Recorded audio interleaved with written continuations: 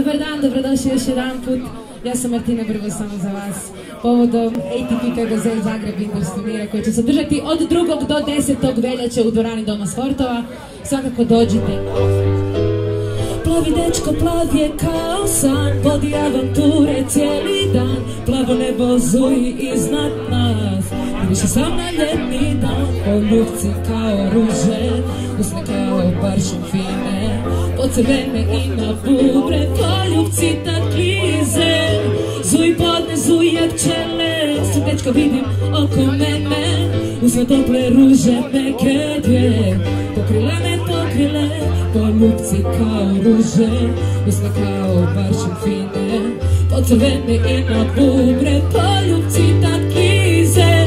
Hajde da uzemo neki dobar auto i odemo negdje gdje nikog nema, daleko da spavamo i da se kupamo po cijeli dan kad padne mrak.